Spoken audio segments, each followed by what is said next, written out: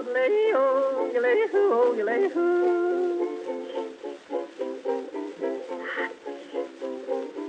do you do in the evening when you don't know what to do?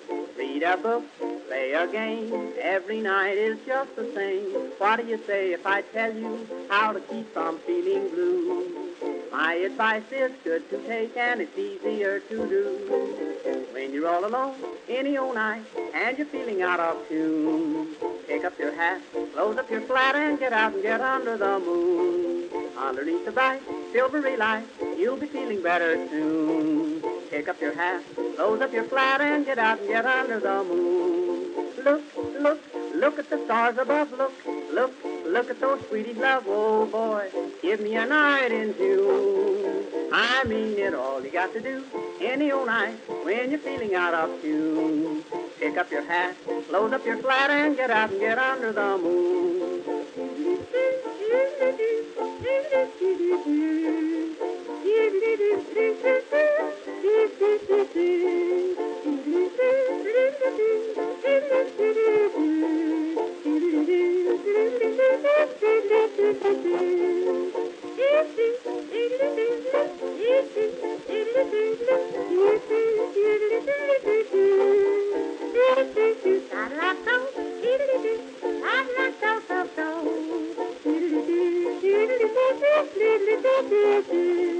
When you make a date, any old night, gonna meet your sweetie soon.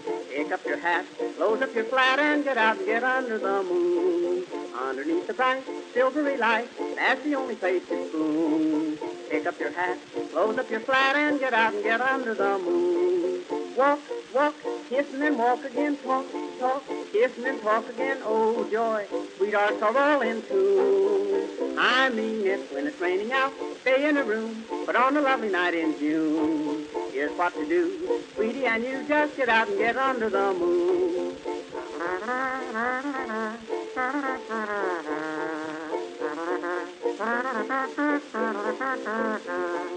If you're with a girl and she is cold, says she doesn't want her spoon, don't you feel blue? Here's what you do, just get out and get under the moon. If you feel a kiss and she gets sore, she'll forget it mighty soon. Don't stop to fret, she'll learn to pet when you get her under the moon. Indoors, there's not a thing to do. In-laws walk in and out on you. Oh boy, sister and brother too. I've tried it, just take my advice. If she is nice, nice as any night in June, just take her hand, she'll understand, and get out and get under the moon.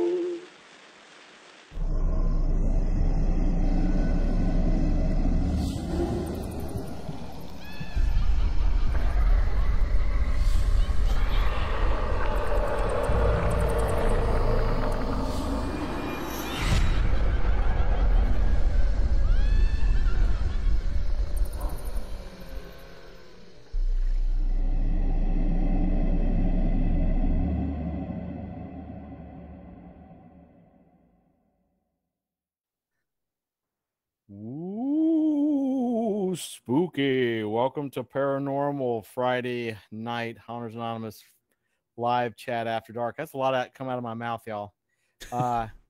Thanks for everybody coming in. We got a big crowd tonight. Everybody was saying hello to me and James and everybody else. I'm just going to say hello in audio because I don't feel like typing. So hello, everyone. And James is right here with me. How's it going, everybody? Everybody doing good? Ooh, spooky. Yeah, we got some folks. We got some folks lined up. This is probably going to be a really kind of a cool evening. I think they all are. But tonight we're doing the whole ghost story and spookiness and all that kind of stuff. So how's everybody doing tonight? Everybody doing okay? Hello to everyone in the chat. I won't name everybody off because I'll probably forget somebody and people will get upset with me.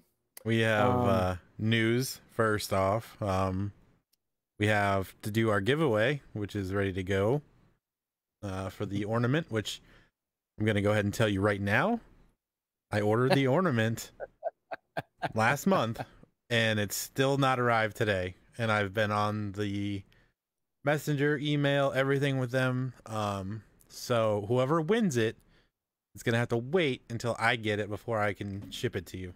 But we're going to draw the winner tonight. So Yes, yes, that will happen. When James says he ordered it last month, he doesn't mean like literally 10 days ago. It's like been a month. And it's just it's all pandemic-y. Yeah, they're like, there's all It's kinds of issues with shipping right now. So yeah, but we will get it to you. So um we will start that contest going. I don't know what's involved with that, so that's all. That's just all got to spin the James. wheel, man. Already have it all done up. Good Oh, to the go. wheel is ready to be spun. Okay, everybody, here we go. You want to do the wheel right now? I don't know. Yeah, I would guess. Well, I mean, yeah, because we only have like 15 minutes or so to do that in the news before people start coming on. Yeah. So the first person we're gonna have on is James and Trish from Haunted Honeymooners. They're gonna be the first ones to tell their story. I had done a short video that they sent me, but the video is basically just his story. So I'm just gonna go ahead and let him tell the story and not share the video. But yeah, let's go ahead and do this this wheel here. Get it on the stream.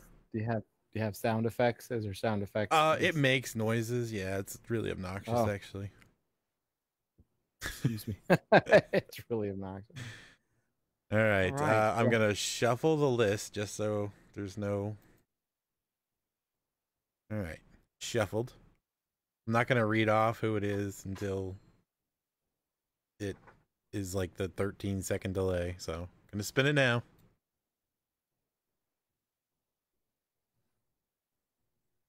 All right, everybody, look at your screens. Round and round, it's going to eventually go, and who the hell knows? All right, I got a winner, but I'm gonna wait till it pops up on the screen because it's just it now didn't even spinning. spin. It's spinning now. There. Man, that delay just freaks me out. I know. All right, so the winner is Kimberlina.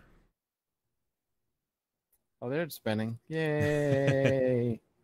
All right, let's get that off of there now. Not spinning for me. All right. All right, Kimberlina S. Yeah, I've got her name on the list there. It's fine. I know who it is. Cool.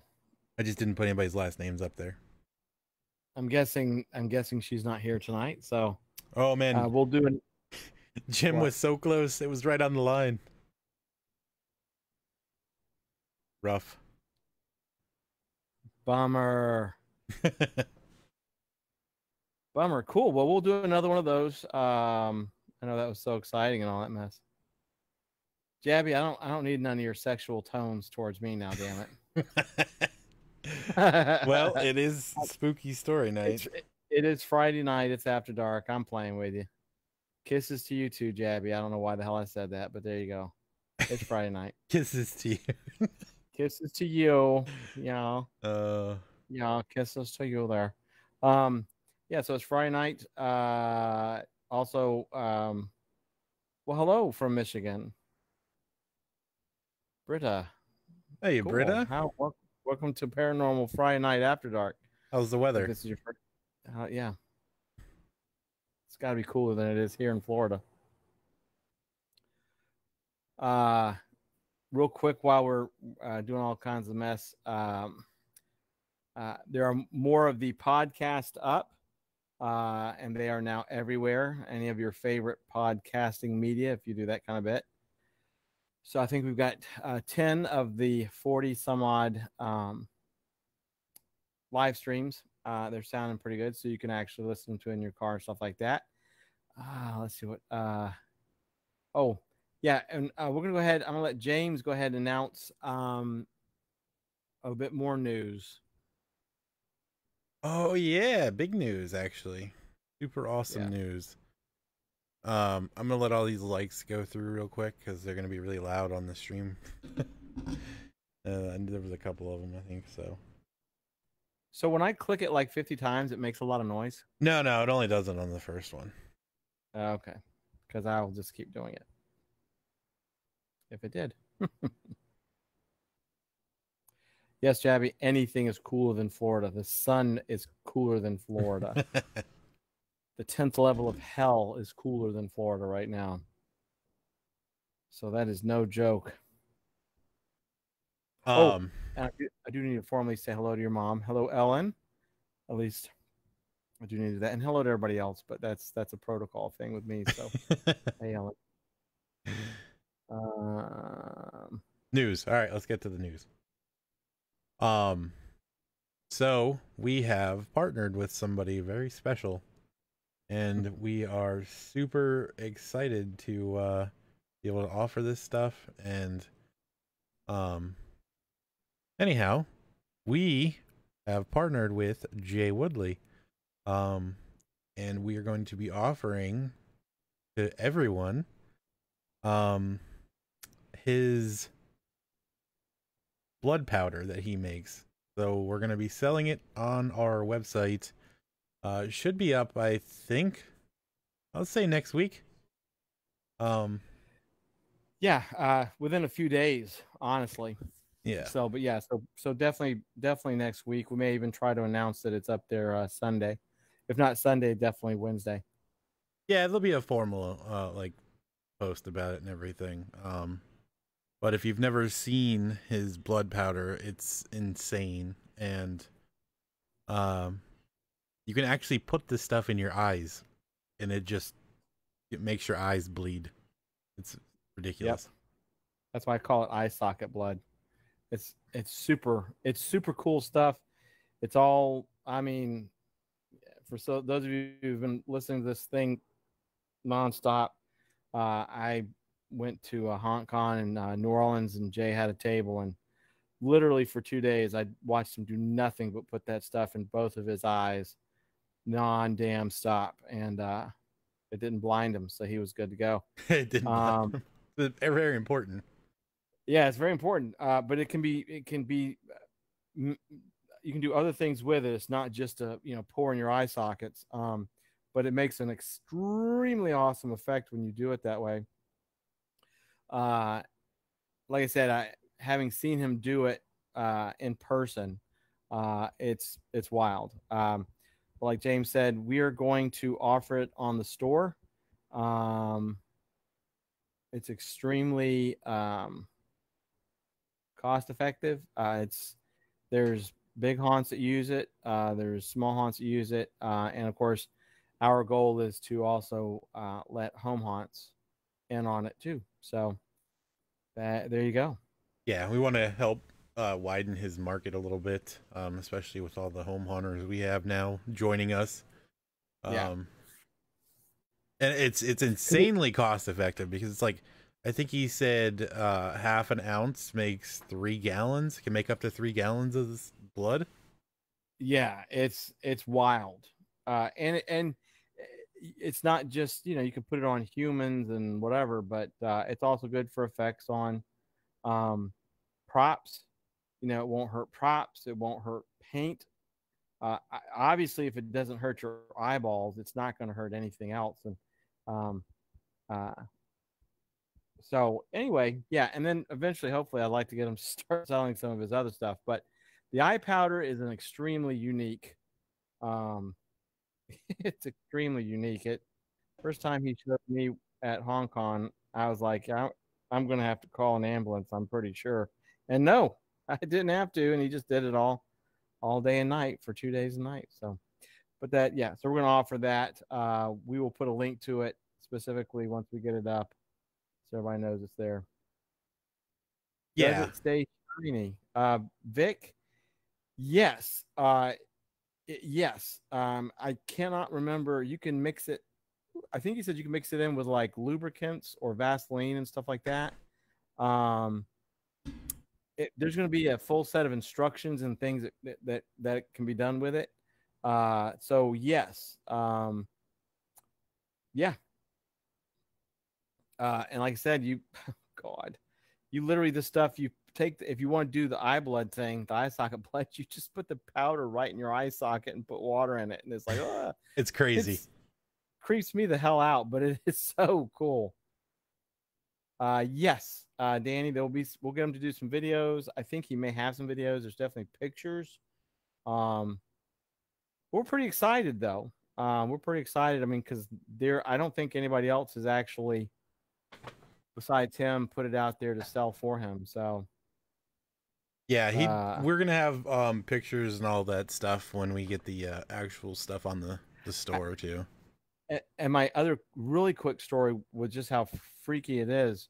While we were at Hong Kong, I think the second day, a news crew in New Orleans got wind of Hong Kong and the Halloween Party Expo, and they got wind of him being there. And so I was off to the side, out of the way, while this news crew was interviewing him, and he did it on camera. And I thought the woman that was interviewing was gonna like literally just pee herself right there because she was like, it was cool.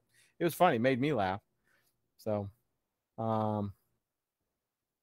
Jabby, yeah, I mean, a lot of people use the bottled blood, and there's some good stuff out there, but I guarantee you there's nothing out there that you can literally just have blood pouring out of your eye sockets or eye holes, you know, if you want to get really crazy with it. But I guarantee you there's nothing on the market that's like Jay's stuff that's also versatile enough that you can do other things with it. But it is definitely freaky.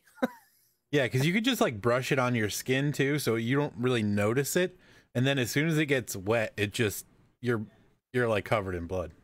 It's insane. So anyway, we're going to put it in the store to try and get it out there for Jay. I didn't say eye hose, Jabby. Thank God it's Friday. I know. He's happy right now. It's his night. I know. Our Mafia clown is so happy. Pour some sugar on me. Oh, now Vic's getting in on it. Sweet. It's Friday. All right. Let me get the link for Haunted Honeymooners so they can join us. Cool. All right. Well, it is 17 after, so we will start the.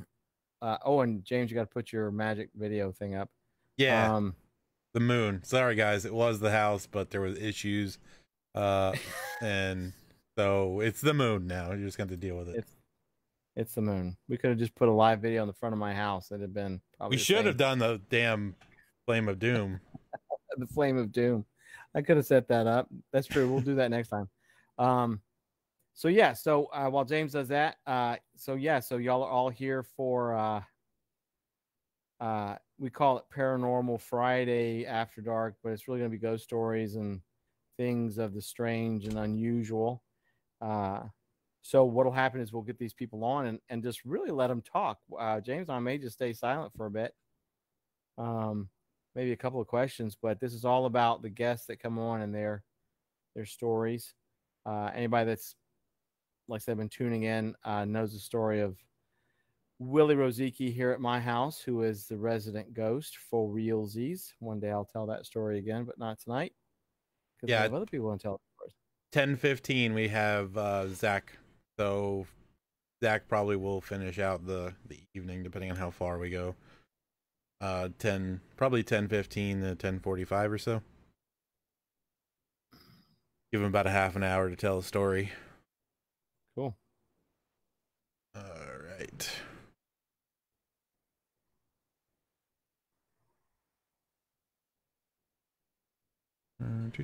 Sorry, just oh no, it's cool. Doing things. I'm gonna go ahead and switch the screen over too real quick.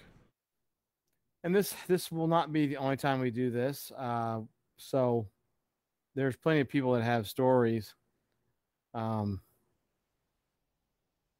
This is, of course, the first one we've done. It's the experimental one. Yeah, and there's enough fun stuff to talk about anyway. Oh my God. That is true. Oh, I hear him knocking. Hold on. Here we go. The first question I'll have for him is, hello? How's your career? Hey, you two. Long time no talk, man. How y'all been? Pretty good, Doing good. Good. How are y'all doing? Good. Still computerless. You were so right about Best Buy, man. I'm just gonna throw that out there. I'm gonna burn that fucking place. Listen, I have to be extremely obnoxious. I am just one time. I am never ever wrong about Best Buy. I am never ever wrong. So real quick before we get into your stories, what's the deal with them now? Just so I know. Well, so the hard drive is bad. That's all that we've gotten from them so far. They were supposed to overnight it on last Saturday. It was supposed to be overnighted. I was supposed to hear something from them either Monday or Tuesday, giving us an update on it. Yeah, not a fucking word from them. So I was going to stop back by on Saturday and tell them a new one again. I guess I didn't get my point across the first time about it, so I'll have to try harder the second time around. I don't know. Sometimes you just got to be dick. What are they having to overnight? I guess the laptop itself. Apparently, they're not qualified. Yeah, they don't do their own repairs, so they're overnighting it to the Geek Squad. Yeah. It's super hard to change out a hard drive and a laptop. What? Wait a minute. They don't have resident Geek Squad there at that Best Buy? No, they have two guys that are there. But they said they can't do it. They wear Geek Squad shirts. I'm not really sure what it is beyond that they do there. Oh my God. And kind of rude. But listen, here's the deal with that. Oh God. Oh my God. Next time, like tomorrow, when you contact them to kind of yell at them, you need to be absolutely sure, because I'm telling you what's going to happen is they're going to overnight that computer. You're not going to see it for months. And then when you do finally get it back, they're going to be like, oh, we didn't know you wanted your old hard drive. You're going to have to make it extremely clear to them. I mean, like forcefully, because trust me, that's what's going to happen. Yep. So it's because you want that old hard drive back. I mean, you want to know A, that they switched it out, and B, because there's nothing wrong with that hard drive. There's nothing. You're going to lose all kinds of data for no reason. So anyway, and even if it was failing, you can still pull data off of it. So yeah, and it's not. I guarantee you that's they're sending it off because probably what's going on is it's a repair that they actually can't do, which is like a main board or some weird thing that they don't want to tear apart 5,000 screws, and they're just giving you a BS story. But not to take up our paranormal time, but I'm just letting you know, you need to call them tomorrow, tell them you need to get this thing done, or we're going to come and get it. And if it has to be shipped off, you want the old hard drive, or there's going to be issues. So that's just my recommendation. I'm tempted to go down there, tell them just give me the damn thing back, and I'm gonna fucking overnight it to you. Well, I would. That'd be fine. I would not mind it for you two. So, but I'm just telling you, they're going to frack you right over. You're going to lose data that you didn't have any reason to lose. So, you figure it out, and if you decide what you just said you want to do, we'll make it happen. So anyway, I hear you. But let's get into some ghost stories, right? Hell yeah, rock it. I'm gonna shut up right now so Ellen can tell me thank God. Cool. All right, so we had done just a small amount of backstory. We went to two different places. We were searching out some haunted spots, looked up some of the most haunted places in America, that type of thing. And we went to two places, Clinton Road out in New Jersey, and we went and saw the Devil's Tree out in New Jersey. Both of them supposed to be super haunted. You know, you can't drive on Clinton Road at night without this big truck chasing you out of it, ghosts screaming up the creek and up the river. And we tried very hard both nights to see something, to get some type of interaction, and got nothing. We have bark off the Devil's Tree because you were supposed to die. Yeah, you were supposed to die, or no, your food turned black. Your food turned black, your tongue turned black. Yeah, none of that happened. So we were a little bummed out, and we had went to Shock Theater up in New York and did their Blind Date Extreme Immersive Experience with Will Wakefield and his goons. And we were getting ready to leave the next morning, and I was just scrolling around on my phone, and turned out there was this place called Kings Park, 40 minutes. Park Psychiatric Center. Yeah, 40 minutes from where our hotel was. And Trish was dead asleep. I remember I rolled over and I was like, hey, hon, there's this abandoned asylum 40 minutes away if you want to hit it up before we go home. And she shot straight out of that bed, was ready in 20 minutes, ready to go down the road, check this place out. So it was pretty cool. We did a little bit of backstory on the place. It was a psychiatric center. We crawled in through a window. That's true. We did crawl in through a window. But it was a psychiatric center, started around the 30s or 40s, and it ran till somewhere around the 1960s. I don't remember the exact dates on it off the top of my head, but it started off, overcrowding was going on in New York and a few other things like that. So they opened this place up. They had really good intentions with what they initially wanted to do too, because it wasn't going to be just like this psychiatric center. It was going to be ways to teach these people how to do like homegrown things, like growing crops and things like that, so they could actually have a life outside of there at some point. That was the initial goal. As with most asylums, it got taken over by Dr. McBrainstabby, and they eventually started doing lobotomies and all that good stuff. Started fishing around in people's noodles. Turned into your basic horror show there towards the end. Not as bad as some of the others, but definitely a rougher spot towards the end of it. So we went up there. We went to the main complex was a building called Building 93. It was a 13-story complex, still stands today. You can go see it. It's actually super easy to find. It is, but it is guarded by the park authorities, and they kind of knew that we meant no harm, so they kind of left us alone. Yeah, as long as you're not being an asshole, they'll let you be. You can go visit it today. You can go check it out and see it. A lot of the buildings are still up there, but the building that we went inside and where we had our experience at was Building 93. Big 13-story complex.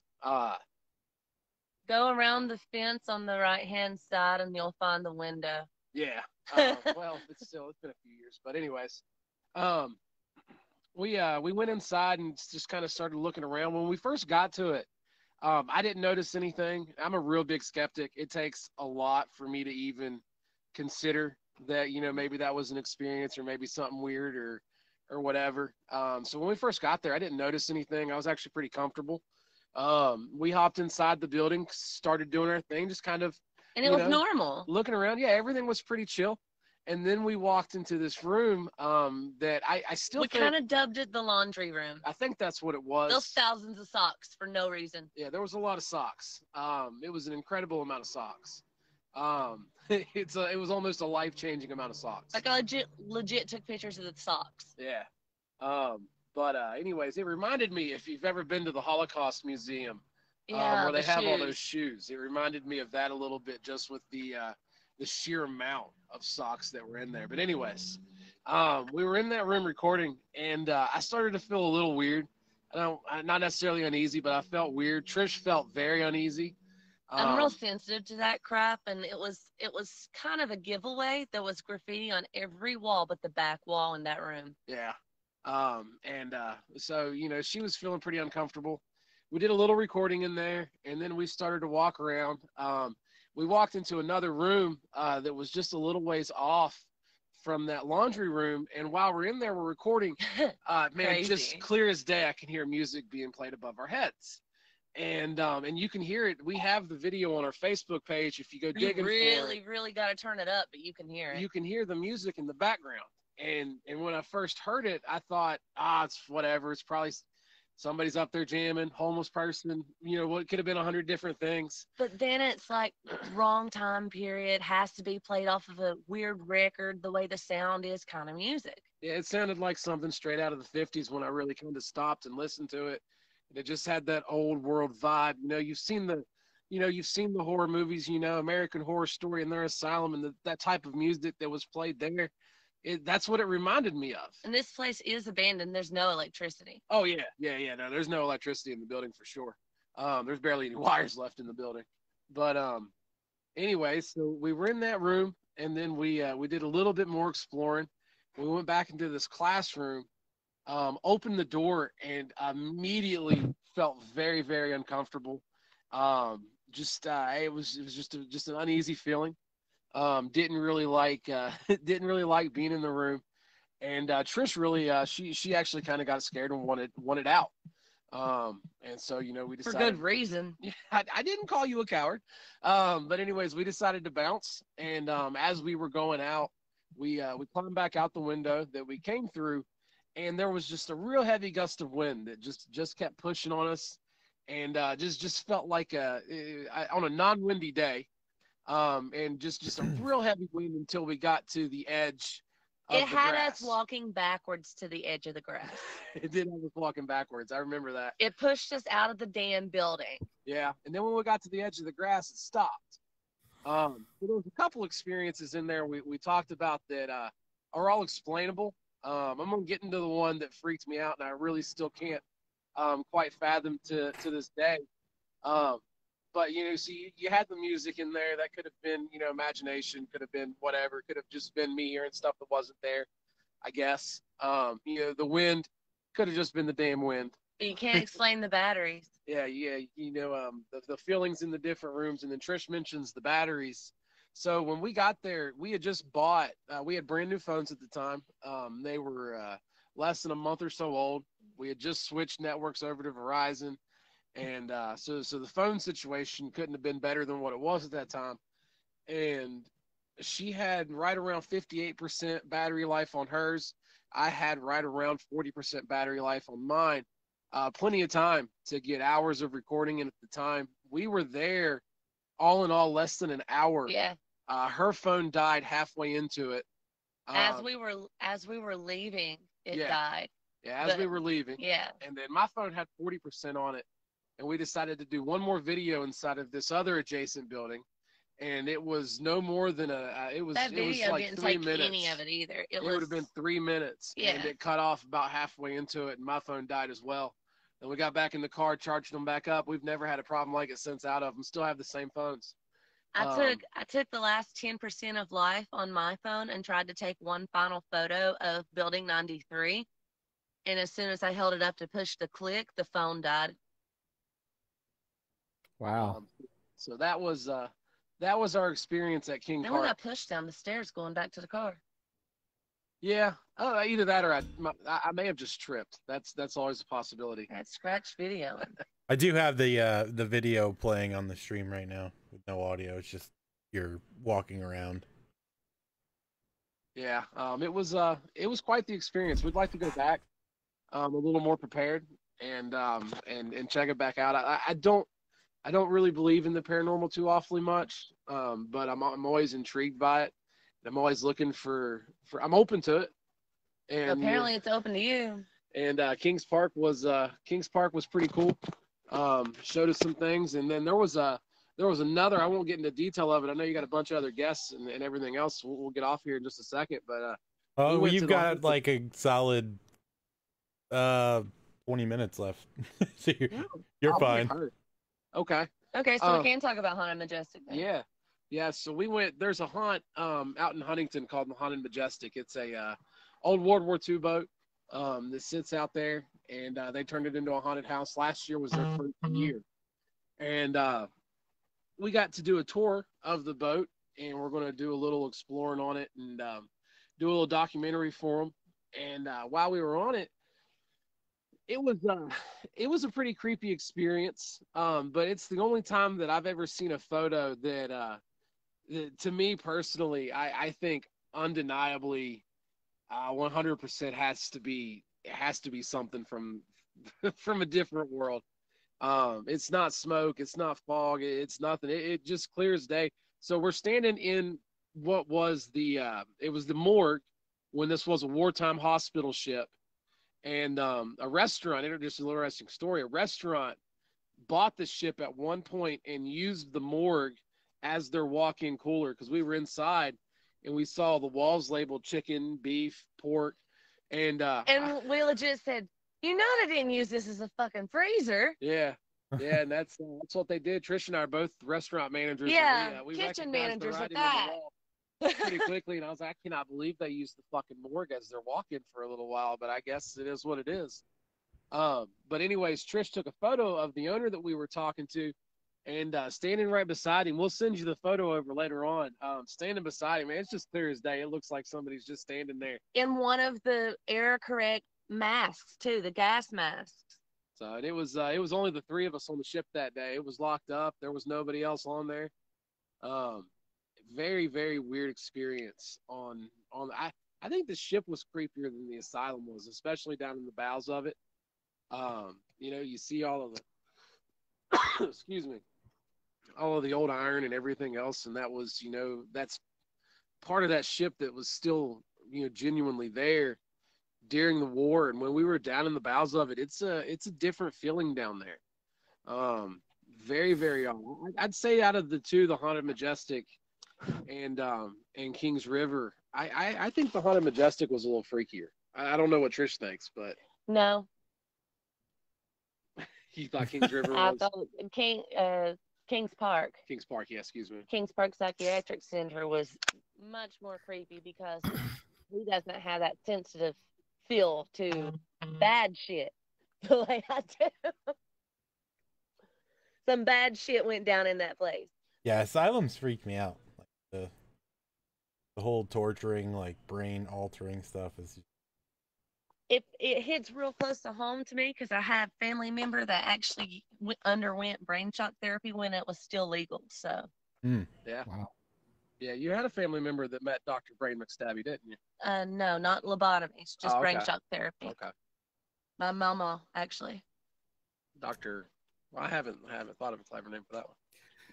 That was up here at the psychiatric center in Weston. Trans-Allegheny. Mm-hmm. Hey, you guys. Keith has a quick question. Sorry to interrupt you, but do you guys ever take anything, a token or whatever, from a haunted place as a memento? Yes. Yeah, we've actually taken something from almost everyone. We've missed one or two. I don't know if we've missed one or two. So I don't have anything from the Haunted Majestic. Oh, well, other than the documentary of the That's place. true. but that's not a material item. So we took all right, so out of the places we've been to, so Devil's Tree out in New Jersey, we took a small piece of bark off of the tree. One of the graffitied pieces of bark. Yep. So we have that. There is out in Pennsylvania, I can't remember the name of it, but there was an old Catholic boys' school out there. Oh, that one was fun. Yeah, that one was cool. This one, so this one had now no experiences really out here. Just a really cool spot. What they call it? It starts with S. I can't remember. I can't either. It was called the Hell House. Now there's like 45 different places that have been called a Hell House throughout America. It is much of a hike if anybody tries to go there, and it is guarded. So. Well, it's not. They say it's guarded. You're fine. I'm just fair warning. But so as you're walking out to it, when you get closer to it, there's graffiti on the sidewalk painted this is the road to hell, or hell straight ahead. And it was supposed to, and the whole reason we were going out there supposedly is it was a Catholic boys' school. Oh yeah, then it pissed us off. It got overrun by all these college students and partiers and turned into this big party place. Got nicknamed the Hell House. Well, eventually the whole thing burns down, and it was the only thing that was supposed to be remaining out of this entire complex was this cross The altar in the middle. Yeah, this altar with this cross in the middle of the woods. And I'm talking to the cathedral style, big caged in cross on top of the altar. That's what we wanted to go see. Yeah, so that's what we were looking for, was this cross out in the middle of the woods, following signs that were literally pointing us to hell. To hell, that's what it said. And we found the altar. When we found the altar, somebody had cut the damn cross off. The cross was gone. And it couldn't have been more than 6 months before we had gotten there, because I'm a part of a couple paranormal groups, and somebody had just posted a picture of when they had been there 6 months prior, and it was still up. So we did find the altar, which was cool. And we took some rock, a small part of the altar we took that with was us. graffitied. That was graffitied as well. We did take that. There is a tunnel out here in West Virginia that we took some gravel from inside of it.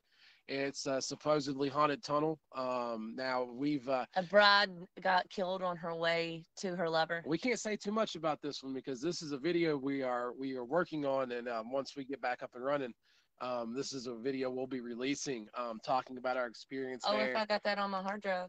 We got that. Don't worry about that. But anyways, talking about our experience there and showing what what we were able to record there. It was a pretty cool little spot. A little bit of a hike to get out to it, but a pretty cool abandoned tunnel. Definitely need a flashlight, and freaky as hell in the middle of it. It really is, because it's pitch black on either side, and you turn your flashlight off in there, and just sitting there. I mean, it's as dark as any cave I've ever been in. And whenever I can get the video to put it out. You might learn a little bit if you didn't know what the cubby holes and such are for in the tunnels. Oh yeah, that's right. She educated me a little bit on that. So we got some rocks from the tunnel. We've got some gravel from the altar we were talking about. Trying to think where else we've been. We always try and take something back. We have we have the leg of an old chair from the asylum. Yeah, that actually sits beside our set. It still sits there. All of our items sit on set. Yeah, they're all on there. Every once in a while, we show them all off and show what all we've gathered over our little adventures. And then there was the abandoned ghost town. Not the. We didn't take anything from there. No, not. You're thinking of the one that was out of New River. There was the old mining town that burned down, and there was just a couple houses left. I remember that, but I can't remember what it was called. Yeah, we took something from there. I don't remember what it was. Maybe a railroad spike, I think. Yeah, I'm pretty sure it was a railroad spike we took from there. I think that's about all the places we've been. We always try and at least gather something small to remember the places by. Probably not good for our bedroom. No, it's probably a little nasty place, honestly. I burn sage. It's okay. Well, have you guys been to Centralia? I don't even want to talk about that. You know they tore it up, right? Yeah, they covered the damn road with dirt. Yeah. Mm-hmm. We were supposed to go. I live like 45 minutes from there. Really? Yeah. We were all set up to go. We were going a 4-wheeler tour through it. Yep, I paid a tour guide that was going to take us on some 4-wheelers out there. Everything was set up. It was actually supposed to happen the weekend that we went to Kings Park. We were actually supposed to go to Centralia that night. It snowed. And, well, it didn't just snow. It dumped buckets of snow. So there was no point in going because you couldn't see anything. He said, I'd love to take your $800 from you. He said, but I just don't feel right doing it. There's nothing you're even going to be able to see out there right now. And so we weren't able to go. And then we thought, well, we'll just hit it up later on. And now it's gone. So, that's one that we missed. Well, I mean, there's still buildings and stuff. There's actually people that live there. There's probably isn't there still the church? I think it's like less than 10. Yeah, there's like 10 people that live there. It's pretty close to 10. Yeah. There's still a few businesses there too. The government takes the land over or something like that. Yeah, they're they're not allowed to leave it to their family or something like that. Yeah. In the club. Yeah. You guys actually would have been really good to go. I mean, you wouldn't have seen as much with the snow because like the road would have been covered and everything. But the best time to go is actually when it's cold, because that's the only time you'll actually see the steam and everything coming out from the ground. So that's when it looks the most Silent Hill-ish. Well, that's what we were shooting for. It was February. It hadn't snowed at all. Like, I mean, there wasn't a drop of snow on the ground, and it was gonna be a cold one. Yeah. And we were all excited for it, and then it just dumped on us. And that was that. We had to cancel it literally the night before. Yeah. Yeah, he messaged me the night before and said, I just don't feel right taking you guys in there and not getting the full experience. Yeah, that sucks. Yeah, so, but it is what it is. We'll probably venture out there someday anyways, just for the hell of it. Yeah. Because I love the freaking movie. Well, the funny thing is they actually covered the road, the graffiti highway. They covered that because of the freaking pandemic. So many people were going out there because nobody was working that like there were people not socially distancing out there, and they're like, we got to shut this down because it's like, screw you people. Yeah, so that's why they covered the highway, was because who they thought you needed to worry about social distancing at Centralia, Pennsylvania. That's crazy. The place with 10 people that live there is a pandemic hotspot. But you know what's even crazier about that story? Honest to God, that's probably why they covered it up, because everybody's down there's old as shit. Oh, that's true too. But what a just absolute spiral out of control, poor decision after poor decision made by that government. Oh yeah, that led to the place going down like that. We did do a little. We called it. The segment was an education in horror, and it flopped bad. But we did do an education in horror on Centralia. We were supposed to be going. Yeah, and, a very interesting story. But I mean, just the worst. I remember when I was researching the story just so many times, just going, what are you What are you doing? It hasn't worked the past 6 times you've tried it, but sure, okay, let's try it at this spot, see what happens. Yeah, well, hey, welcome to Pennsylvania. Yeah. Don't worry, down here in West Virginia, we're not exactly slaying it either, man. We've got a list of our poor choices. Yeah, I Mile was born long. in Pennsylvania, so I get it both ways. It's awful. Well, see, I have it really bad because I'm from Florida, and then I moved to Pennsylvania, so I've got Florida man and Pennsylvania to deal with in my life. That's rough. It's a rough combo. But yeah, that sucks. You guys missed out on that. Yeah, we would have definitely liked to have seen it, but you know, it's all right. It is what it is. We get to see a lot of cool stuff, and I know when we come down to Pensacola this year, we're going to for sure try and get ourselves into some trouble somewhere. We always do. We can't help it. We'll find something out there that we're Yeah, we got to. There was a time we got chased off by a police car heading up to a spot. Okay, so it's heavily guarded. So there's some shit going on in this asylum. All right. So now this is, and for everybody listening, I mean, don't- tanks guarded. I don't encourage people to do some of the nonsense that we do. Please don't. Please don't. We do it because we're stupid, and it's good entertainment. and we it's just what we do. Okay, so we're not encouraging anybody to do this nonsense. But so on this particular night, we drove up to a spot, and I had read that you know, it was supposed to be an old asylum out in Maryland, and I had read that, you know, you might run into some guards, you might not. They don't really watch it that much. Blah blah blah blah blah. And I was like, all right, well, we'll just drive by it. We'll just drive by, see what's up. And so we turned down the road. Mind you, our GPS never warned us at all about, hey, you're pulling onto government property. You might want to turn your ass around before things go south. But anyways, we pulled down this road. I saw one sign that it said private property, no trespassing, but it looked like it was one of those signs that was talking about, you know, the woods. Yeah. You know, like don't take off into the woods or anything like that. As long as you're on the road, you're good. I was super wrong in my assumption. Yeah, we were. we went about 500-600 yards past that sign and just immediately hit blue lights. Cop walked up on us, gun drawn. Didn't you read the signs? Yeah. He said, I just turn around and back up, buddy. Yup. Yes, sir. I mean, they were heavily armed. What is going on at this asylum? So it's just an old abandoned asylum. I'm sure there's. It's in New nothing- York. I'm sure. No, it's not. It's in Maryland. No, it is in Yes, New York. it's in wasn't it? Maryland. Maryland, New York. We were allowed to. Oh yeah, we got in that one. Okay. But no. So it's probably nothing. They're not inventing COVID-19 down there or anything like that. I don't think. Or don't give conspiracy theorists more shit. Mm. What's wrong with you? Who knows? When y'all come to Pensacola before, I will give you an enormous laundry list of places for y'all to check out. You're gonna have to pick and choose because all of Pensacola is haunted. Everything here. I mean, Wendy's. There's a Wendy's downtown is probably haunted, but Very cool. but the biggest thing here, I'm gonna recommend if they're doing it, depending on if they're doing it, is the downtown tour. It's north, south, east, and west, and red light.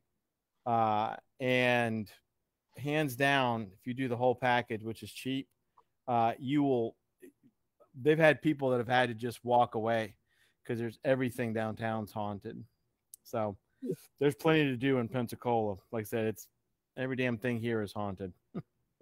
Very cool. Very cool. Yeah, we'll definitely be checking some stuff out while we're down there. But I think that's every haunted experience we've had so far. I think that's all of them. Yeah.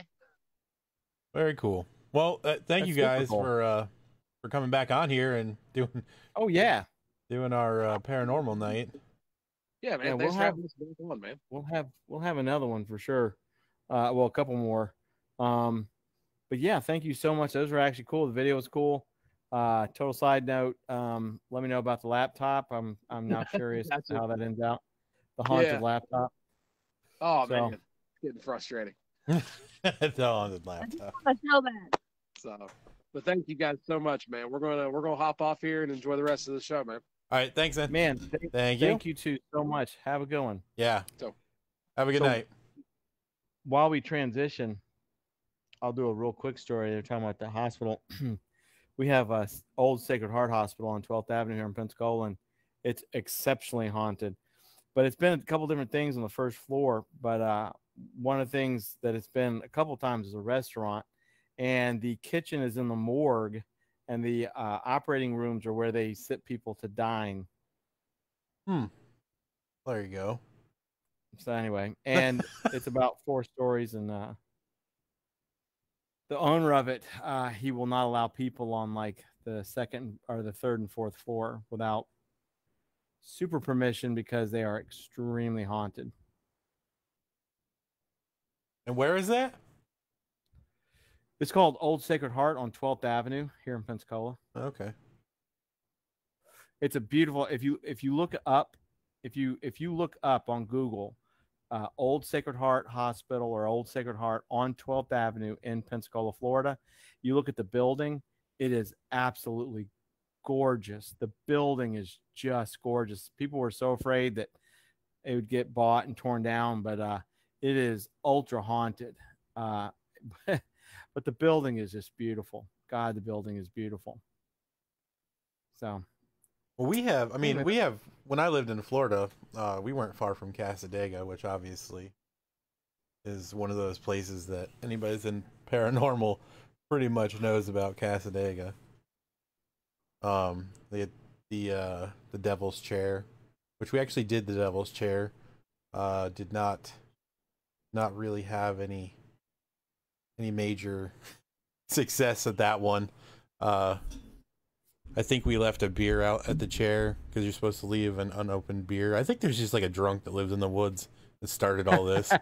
It's just a way to get free beer. Yeah, I didn't really have much luck there.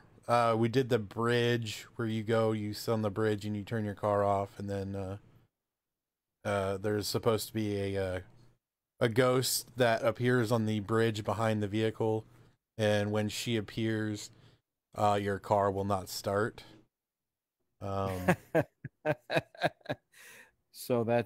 you went from a alcoholic making stories to an AutoZone. Yeah, I'm kidding. Basically, I mean, but we did see like mist, but it was Florida, so it really literally could have just been, a dense fog. However, in New Smyrna, which is where I was from, right off of the road, Airport Road, there was an old cemetery that they literally paved over, like right down the middle of the cemetery. They were supposed to move everything, and I guess they didn't. So you could literally walk on either side of the road in the little woods there, and there were legit, graves there. There was even a few tombs, like where they were the above ground tombs. Unfortunately, they were already kicked in, and people were. I don't. Who's going around stealing bones from grave? I don't know. I guess it's a thing. Oh, well, yeah. When you're done, I'll give you a quick story about that. But I do have a videotape, the mini DV tape. I'll have to find it. Where I was filming out there, and it was not foggy that night, and there was a bunch of mist that kept crossing in front of the camera lens, but we didn't see it in person, so that was pretty cool. Wow. Yeah, I'll have to try to find that tape. I'm sure I have it somewhere. Here in Pensacola, we have St. Michael's Cemetery, and it got so bad. It's an old cemetery too, but it got so bad with people going in, trying to get bones and all that stuff. Because we had a lot of, oddly enough, we had a lot of devil worship here and satanic worship in the 80s and 90s. I don't know what those 2 decades quite meant to the devil worship, but it got so bad they had to put perimeter sensors around the cemetery that would go off, and police would come like flying out there. When the Haunted Honeymooners, I'm going to also prompt them to go to St. John's Cemetery, which is like 12 square blocks. Even a lot of Pensacola people don't know it exists. It's like about a 5-minute drive north of me. Yeah. Absolutely gorgeous cemetery, but you can walk in there at night and late at night, and as long as you're not digging up graves or doing ungodly things, people tend to leave you alone. The cemetery is so big you can barely be seen anyway. But once again, all of Pensacola's, we have hellhounds downtown, which I've scared the unholy bejesus. I'd go bicycling with people like about 9 or 10 when it was dark, and I'm like, oh, look at the hellhound, and they would go, what? And they'd look up, and like, sure as hell, there was a couple blocks down the road a hellhound. Anybody that doesn't know what a hellhound is, you need to look it up and freak out. Yeah, I'm not all about hellhounds, man. I don't. Especially when you're biking. I mean, I gotten so used to it. I'm like, oh, hellhound. Oh, 2 hellhounds. And I know that sounds just weird as hell, but like I said, Pensacola is now the oldest city in the United States, and a lot of bloodshed here. And we got all kinds of forts that are haunted, and it's just normal around here. It's just your everyday, haunting. It's fine. Oh yeah, well, it's Pensacola. I mean, we live in a pretty. I mean, we're kind of in like a giant area for ghosts. I mean, we're 45 minutes from Centralia. We're 45 minutes from Gettysburg. So I mean, we aren't far from some serious history. We have a lot of Spaniards ghosts here, especially downtown.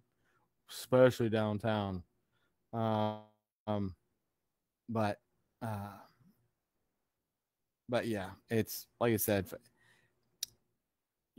I just, you get it's everywhere. It's better, like I said, downtown. That's why they have like the ghost tours downtown, north, south, east, west, and red light district. Of course, anybody can do north, south, east, west, but you have to be over 18 to do red light, because they talk not porno or whatever, but it gets a little bit more risque than they would like the under 18 to be around. Yeah. But like I said, around here, and of course my house is haunted, and every old house in Pensacola is haunted in some fashion or another. Most don't know who it is. I know who mine is, but well, yeah, yours has got you got a whole history with yours though. Oh yeah. I should have put this on a speaker so Willie could hear it. He'd probably get a kick out of it. Next one, I'll do that. Yeah. While we're transitioning, are we next Friday? Are we doing the stories? Like what stories? Oh, and we could. I mean, we could. That'd be kind of cool. That's a week away, man. I know. That's like a long time. Zach's here. Cool. We can go ahead and transition to Zach. What's up, man?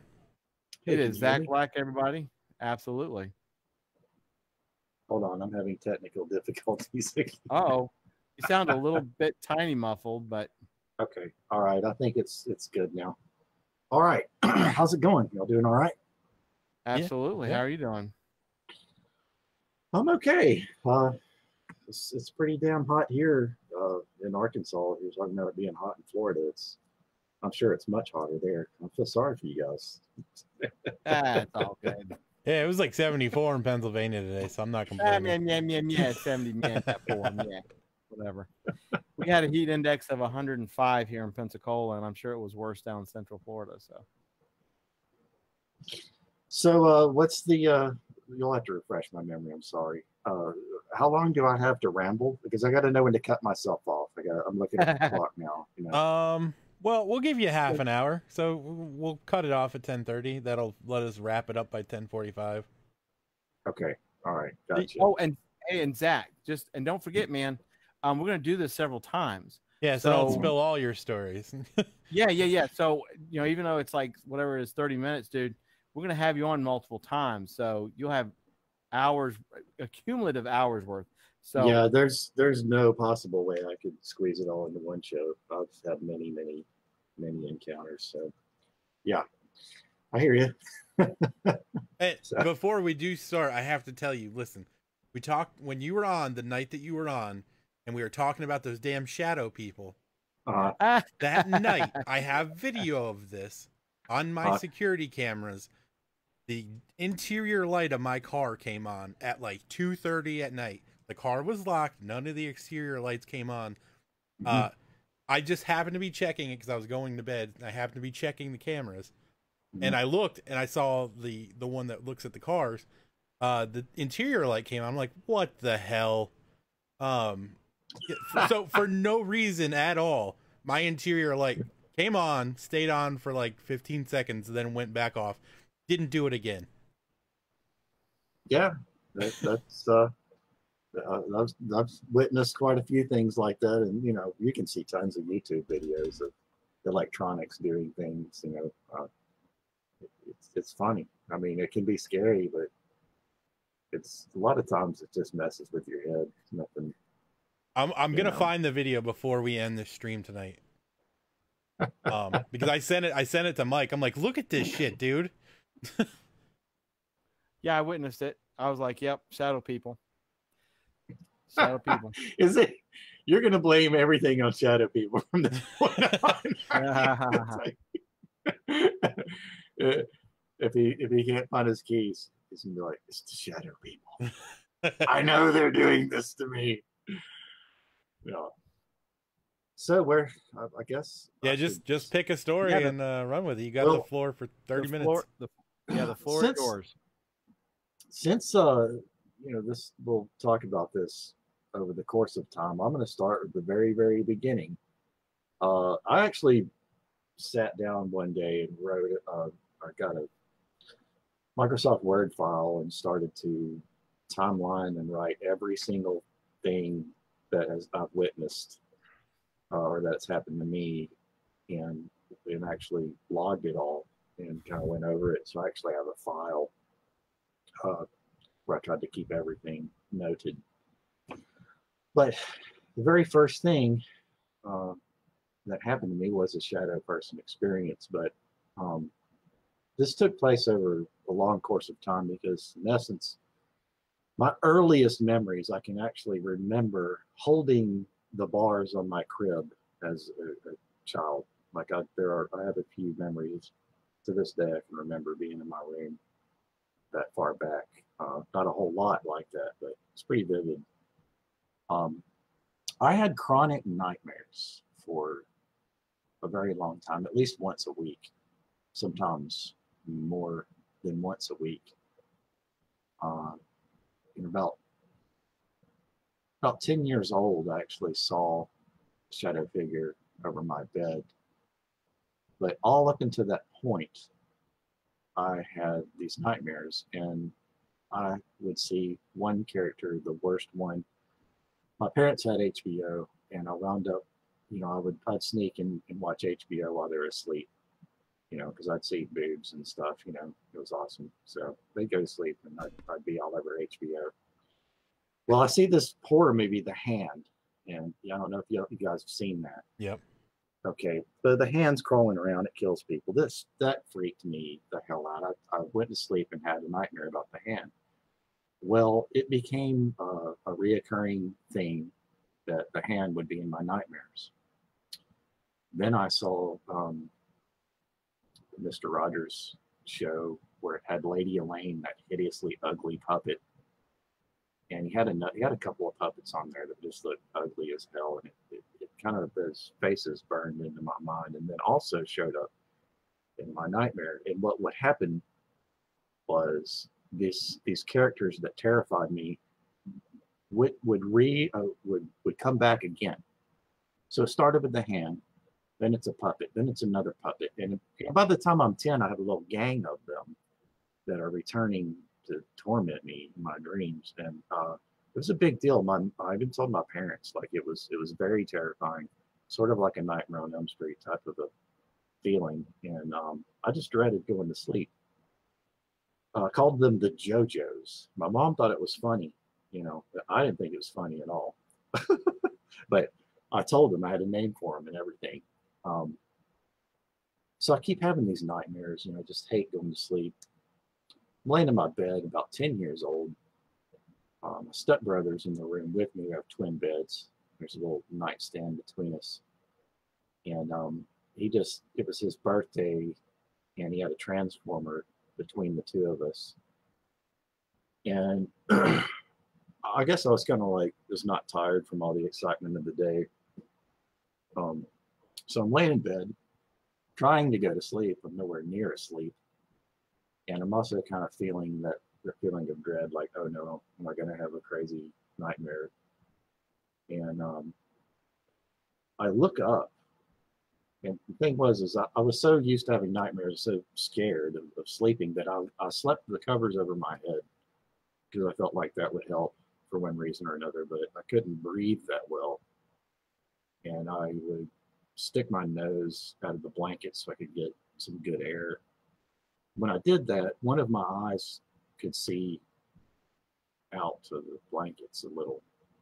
So I'm laying there trying to go to sleep, and I see someone standing over my bed.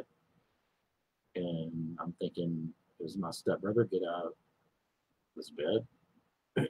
And just keep thinking, like, why is someone standing over my bed? And it just looks like a shadow. I can't see anything. I just see an outline. And I'm thinking, well, maybe it's my mom who's checking on me. It's just holding incredibly still, and that's what was bothering me. I kept waiting for it to move or something that would let me know who it is or what the hell's going on. And then I started to feel really scared because nothing was happening and I couldn't understand what was looking at me. It just looked like an outline of a person with no ears. And I noticed that it didn't have ears. I said, Mom? And it did not answer.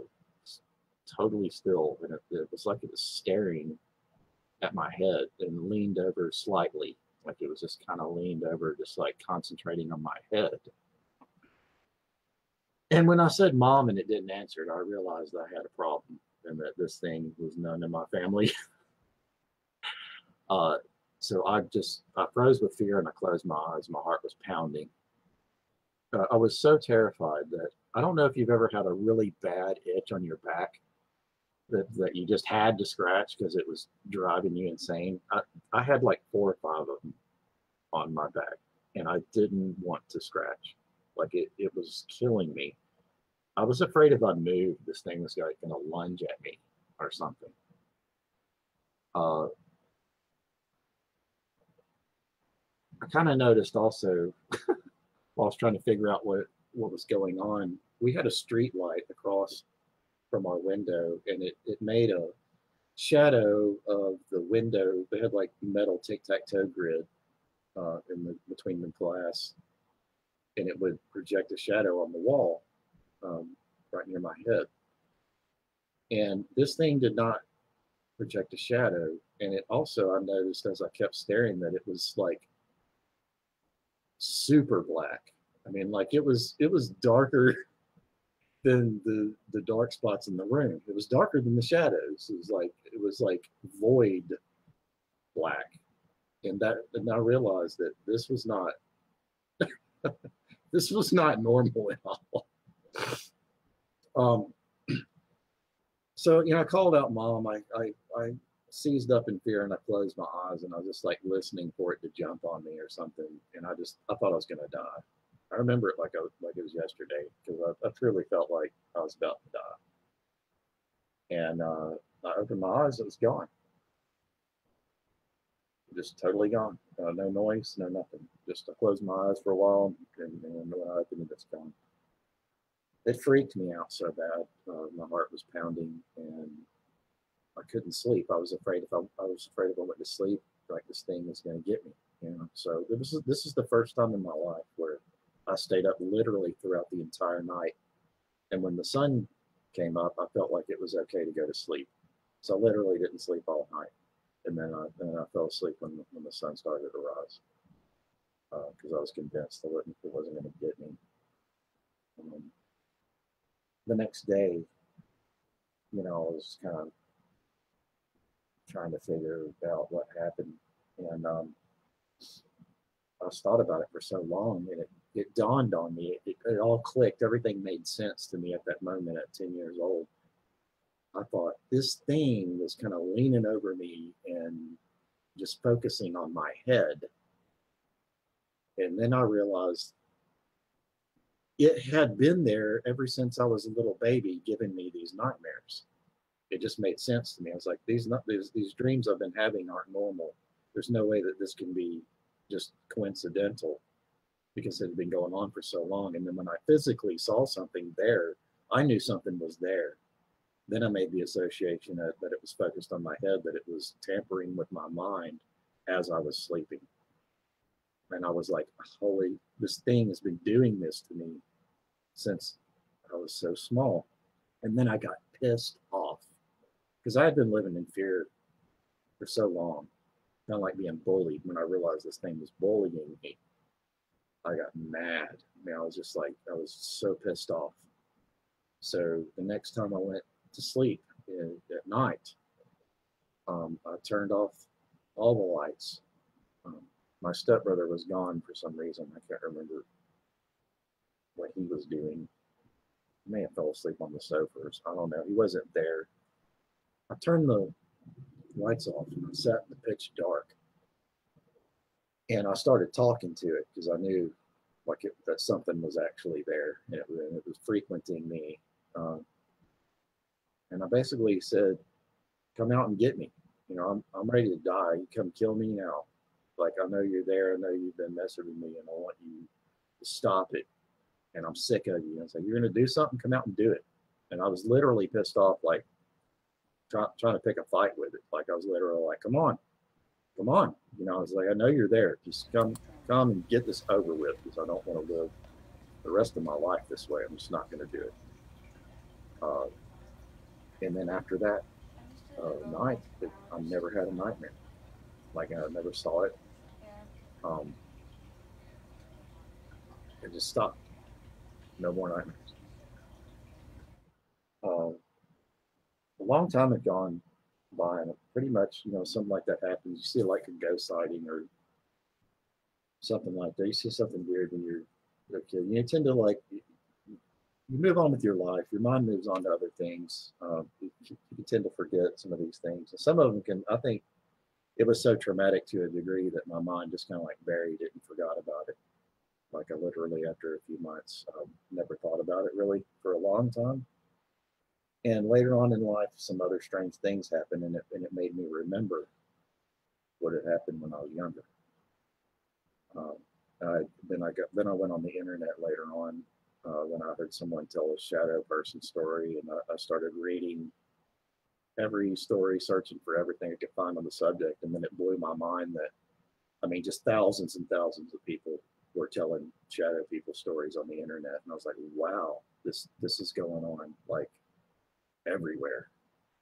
And it just kind of blew me away that I was curious as if I was the only one, you know. And so for years I had been reading about the subject, everything I could get my hands on. And that kind of started me off into my paranormal researching mode. That's pretty intense.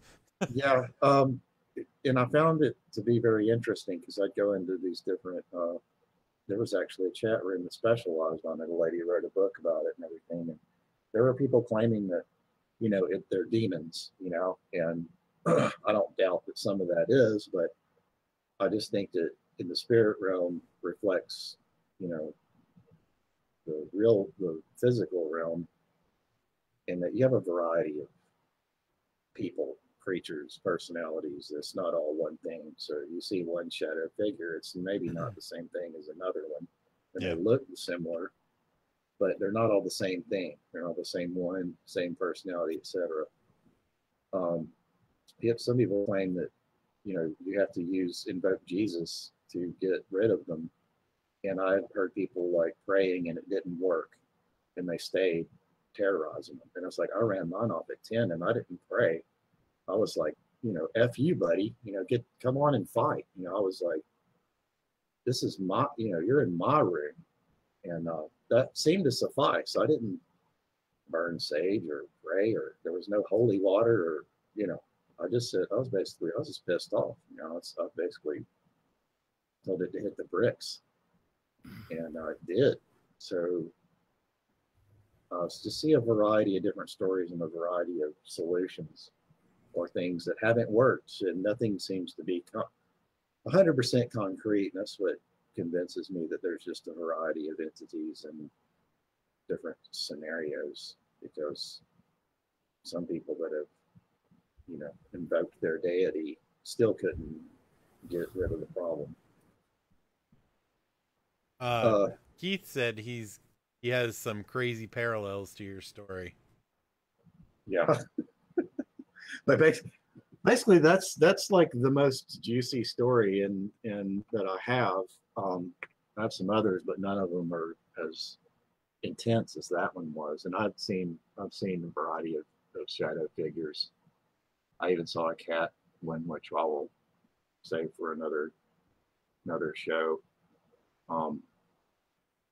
But oddly enough, that experience is pretty much what propelled me into the world of scary movies and haunt acting, actually, because as I was thinking of what I would be with my first time at Sloss, when I was telling you guys things I had done out there, I thought, what would look really creepy and kind of specter-like? And I thought of a shadow figure with a hat on with red eyes.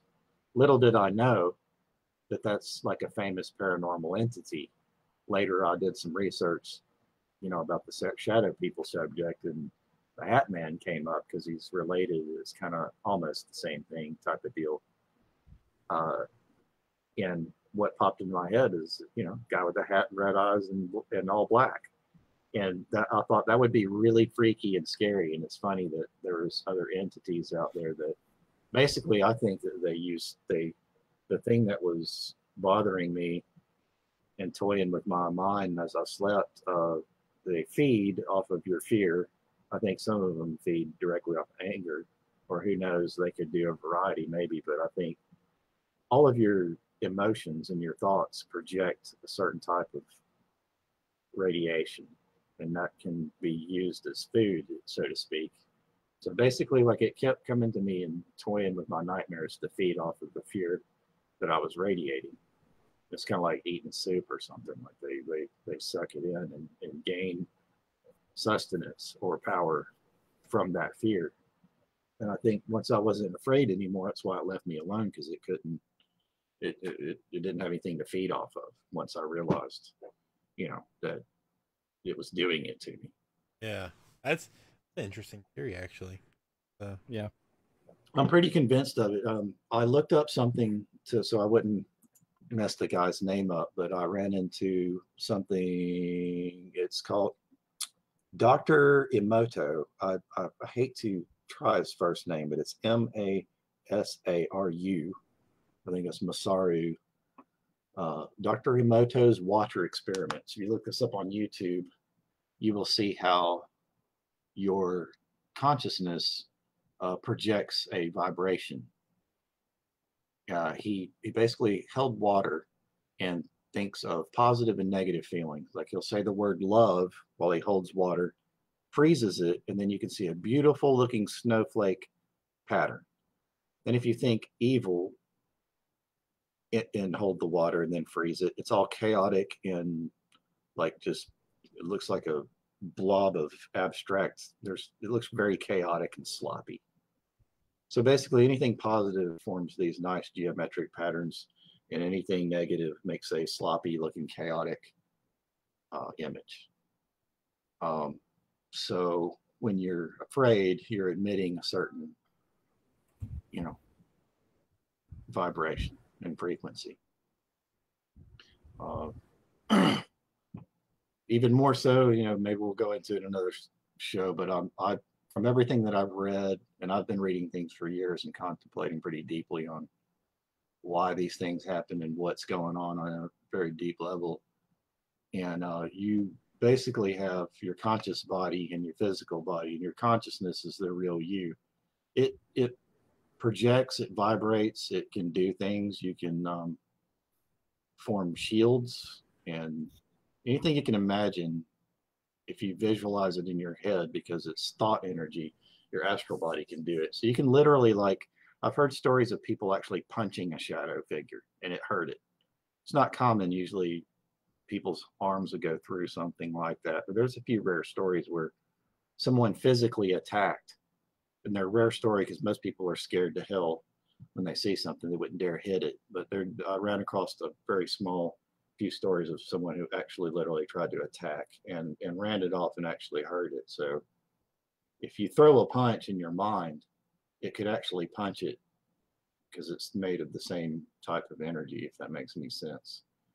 So you can basically, if you took holy water and you're thinking of positive things like this has positive power, this has protection power, when you spray that over your home or when priests use that water, if you look at the Dr. Emoto's water experiments, you'll understand why holy water works, because its thought is embedded into that water.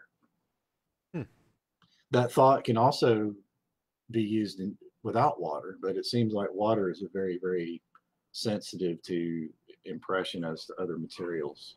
I believe certain materials hold energy better than others, is my thoughts on the matter. I could be wrong, but it seems like that's it. So basically, when you're burning sage or you're using holy water or whatever it is, that thing is, it's just, you're physically seeing this material, but what it is it's the thought energy that's doing the work. If that makes any sense. Yeah.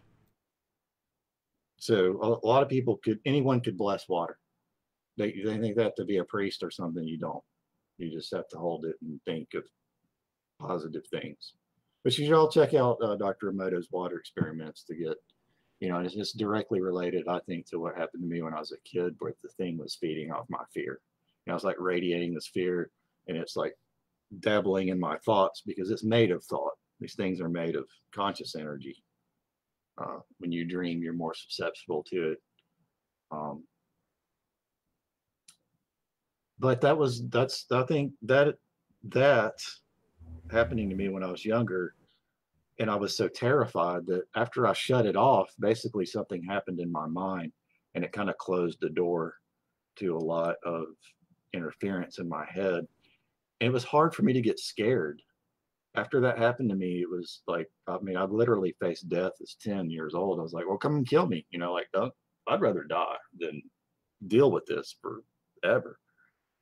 And I didn't have any bad dreams anymore after that. And then I kind of missed actually being scared. So I started watching horror movies. And when it could actually scare me, I got a big kick out of it because it's so hard to get a jolt out of me. So I actually I became sort of a thrill seeker. To this day, if I see a scary movie that bothers me or disturbs me, I'm like, I give it a standing ovation. I'm like, bravo, it works. Like, that's so hard to do to me. So I that's what got me into being a horror fan, is I was like looking for that fear again, because I faced it and it was hard to invoke that feeling again. So yeah, I think that's the most impressive story that I have. I have several others, but that's by far that shaped a whole lot of who I am today. Yeah, Keith called you. He said strictly balls out 10-year-old gangster. Yeah, there's a courage and stupidity are closely related. Yep. So yeah, I've done some pretty crazy things. That mindset helped me later in life, because I realized that anything that's made of consciousness, even if it's living, and out in the wild, if you watch certain animals entangle, if one of them can spook the other one, the one that's scared has the disadvantage, because it'll make more mistakes, or it'll freak out, or it'll run and then become prey. And I learned it's far better if a pit bull comes out of nowhere, if you're in an alleyway somewhere and then there's a pit bull, the last thing you want to do is run and show fear, because it's just going to bite your ankles and take you down. You have to face it and make it think twice before it pounces. And a lot of them won't actually go in for the attack if it if you're seeming like you're going to attack it, it always, predators and bullies want the easy prey. So if you face any kind of an attack, it's way better than to be scared. Even if you are scared, you're better off, bowing up at it, because if it can tell that you're afraid, it's just going to take advantage of that. And I've been in a few situations where someone was testing me out of that fear, and even though I didn't show it, and they backed down. And then I learned that happened. And that worked in several situations. In other words, it's a spiritual and mental thing in a lot of ways. Well, it's interesting that you mentioned the Hat Man. Because when I was 15, I had a fairly recurring dream. We lived on a bunch of land that time, and there were these big like street lights that lit up our driveway. It was a really long driveway, and I had this dream multiple times of this shadow man. He was you could tell it was a man. He had a bowler cap type hat on. Didn't have red eyes though. It was just strictly a shadow. And I had the same dream. I'm looking out my bedroom window at my driveway, and there's this figure that's just standing in the yard, like right underneath the light, but it's still a shadow. I had that same dream for like a solid year, I think. And I do remember, like, at the last, I don't know if it was actually the last dream or not, but I do remember in the dream I actually like opened the door and yelled, and that was like when I woke up. But I mean, I've never had that dream again. Like, I've had other like shadow figure-esque dreams, but that one, it was always in the same spot under the same light, and it happened for like, it was like it had to be a solid year. I think that it was just a recurring. It would happen probably once or twice a month. Yeah, I think what happens is you radiate, any type of energy. It can even be like, I'm slightly disturbed, maybe not even terrified, but just even that vibe. I think they learn to absorb it somehow, and that's why you have a reoccurring dream. It comes to recharge. So basically, like, it's returning for more. And I think that's why they reoccur, because it needs that. And if it doesn't get it from you, then it drifts on down to your neighbor's house, or it just kind of like, like people hunt or animals hunt, and they just wander around looking for sustenance. And they're made of consciousness and thought, so they can get into your dream and tamper with it. And and on the positive end of the spectrum, same thing happens. Like your dead grandma could show up in your dream. It's just conscious energy, and you can have a good dream. You can work on both ends. But I've heard also of a variety of hat figures, so I don't think there's one. One lady claims the Hat Man's the boss of all the shadow people, and I just don't believe that. There's been too much variety. Too many different kinds of hats, too. I've heard top hat, bolo hat, like cowboy hat. I've heard a lot of different figures that have hats on them that are black. Some have eyes, some don't. Some glow red, some yellow. But if anybody ever tells me a shadow person story, I have zero doubt most of the time. I do believe in a lot in the paranormal world. You get a lot of bogus stories. Somebody just wants attention or whatnot, but you hear too many of them for them all to be bogus, and it's kind of like the UFO thing too. It's like they can't be all bogus when you're hearing someone tell their story. And then there's videos out there too. Some people have caught videos. So speaking of, dude, I found my video. I'm gonna play it on the stream in a minute. All right. No lie, Mike. I literally have proof of this. It was the night that we talked about this. When you were on the stream and we were talking about this. This was the night that this happened, and I was just like, "What the hell, man!" Literally, just the interior light in the car came on. None of the because like with our car, when you open the doors, the exterior like on the mirror light comes on, and the headlights will come on. The only light that came on this in this video was the interior of the car. I was like, this is nuts. And it specifically happened as I was looking at the webcams, just like doing my nightly check of, you know, around the house. Mm-hmm. And I was like, oh, dude. You know, I would prefer that experience as opposed to like being in your bed in your room and something's there. You know, like I'm okay with it toying with my car. Like, stay out of my bedroom, damn it. I mean, like, just stay out of my shower and stay out of my bedroom. That's all I'm asking. You can jack with me all day. Just stay out of my personal space. It can be a mess with my car, you know, no problem. Just leave my bedroom alone, for Christ's sake. One time I was here in the apartment. This is like the third, I think maybe the third or fourth year I was here in Little Rock. There was a bag of my daughter's markers and something freaking slapped it. I mean, it made a loud snap. Like you can't, it's not the level of noise had it just fallen over accidentally would have been quiet, but I was dead asleep. And it went whack, and then the markers were everywhere. And I jumped up, and it was like right next to me, and nobody was. I was sleeping in the living room. Wife and kids were not in the room, and man, my adrenaline spiked, and my heart just started pounding, and I was so pissed off. I mean, like I saw that happen. It just kind of pissed me off. I wasn't scared, and I was just like mad. I was like, mother, you know, I started cussing. Get over here and pick up these damn markers. I was pissed off. I was so mad.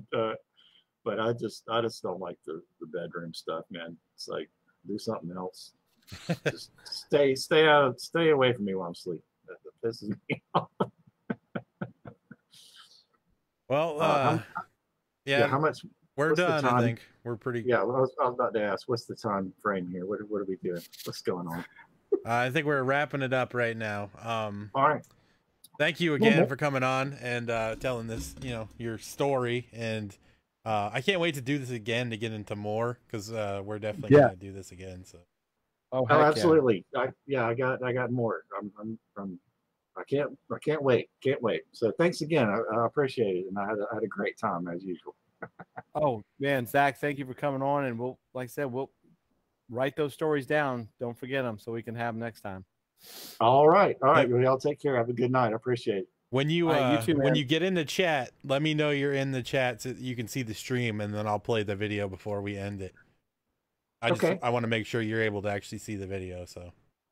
All right. Cool. We'll do. All right, man. See you in a sec. All right, yep. Bye. Thanks. Thanks, Zach. So if all of you people have nightmares tonight, you're welcome. Just remember this was brought to you by Haunters Anonymous. Like and share. All right, let me go crank this video. Now listen, it's a security cam. It's nighttime, and I filmed this off of my monitor, so it's a little shaky. Quality's all right, but you'll see.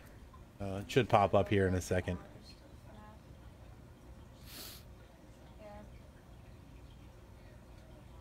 There we go. All right, so now just watch the dead center of my windshield there, and you'll see the damn interior light just come on. And the vehicle should not do this. Let's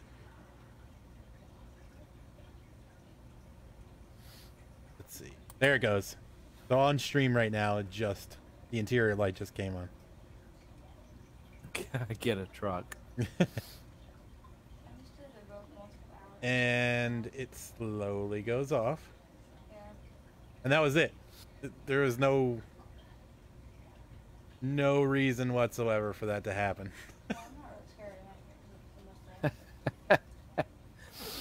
Like I said, the mirrors, the lights on the exterior mirror lights come on when you open a door. So if anybody was opening a door, the lights would have come on. The car was locked. The video is just looping right now, so back to the live video. There we go. So yeah, that you was. see what- Go ahead. Yeah, that was the night after we talked about everything on the stream. That was, well, I mean, it was 2:30 in the morning, but it was that following same night technically. Did you see what Mark said? Mark's pandemic adventure quality. That's funny. Minus the drink and the cigarette. And I'm zoomed in on the vehicle, and that's a video off my 900-year-old iPhone that's recording my monitor. So I know the damn Shadow Man needs to stay the hell out of my vehicle. Stop taking my change. Damn shadow people. The ghost dropped his Oreo and was looking for. All right, Casper. Well, yeah, James showed me that video and he was like, "Man, look at this!" Like, yeah, yeah. shadow people. It's funny is my mom's got that car right now at my sister's house. And now we know why. But yeah, that was pretty cool. That, I mean, once again, that went by pretty quick. We will definitely be doing that a couple more times, without a doubt, because that was pretty cool. So we got to get a few more people on here. We will definitely have Zach back on. So yeah, that was pretty cool. I thought that was pretty cool. I'll have to do like a looping video of the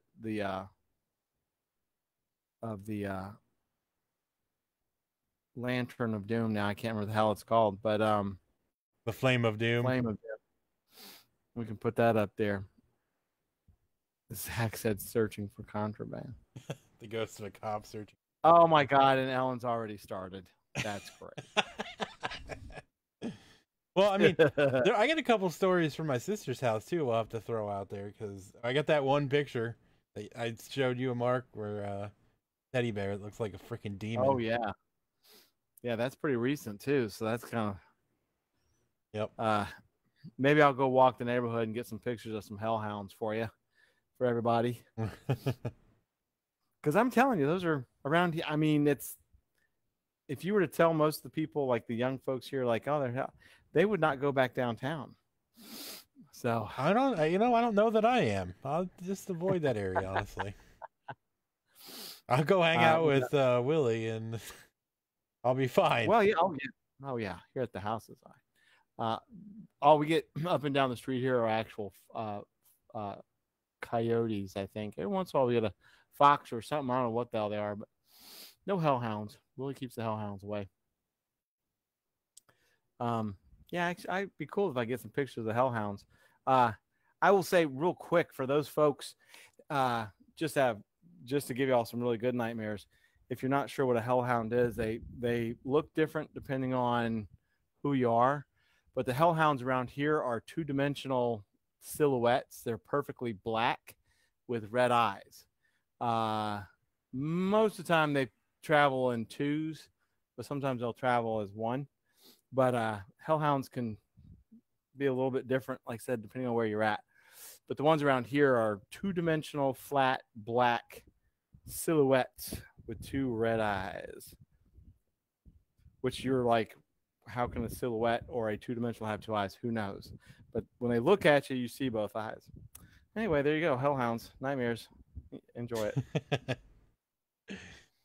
Oh man, yeah, this was fun. I guess I don't know. I mean, I don't want to do it 2 weeks in a row. I think we should do like the let's story stuff next week. Yeah, we'll try the story stuff. Let's since we're now this is the kind of basically the first week or getting in a second. If we do it again, it would probably be at the end of July or the beginning of August. Because there's other things, definitely interspersed we can do. Yeah. I also think that maybe as it gets closer to the season, we can do it a little bit more. So we don't want to tire everybody out or get all the stories now during the summer, and then we're all talking about how hot it was during the summer for Halloween. Because that has sucked. But this was definitely cool. I enjoyed it. I love stories like this. So very much. Yeah, and great. We had great people on. Told some really interesting stuff. Yes, absolutely. Give some tech advice. It's all good. Tonight was a very rounded evening. But I guess we will go ahead and let y'all go, and we'll go. Once again, we will have Jay's eye socket blood up within a few days. when we see y'all Sunday, we'll let you know if it is or up. I'm going to try to get it up because it's relatively easy. I've got everything we need, but except pricing.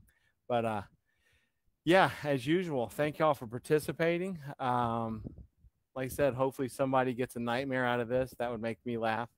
But I mean, and let me know if you do have nightmares. But once again, want to thank everybody for joining us on a Friday night. Once again, without y'all, we wouldn't be here.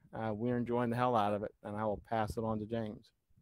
Yeah, super good time. It was fun. Really enjoyed this this whole model that we did. So we're going to we're gonna end it here, and we will talk to you guys on Sunday. Oh man, I can't be reading comments as I'm trying to do my outro. All right, everybody. Have a good night. Be excellent to each other, you guys. Take it easy.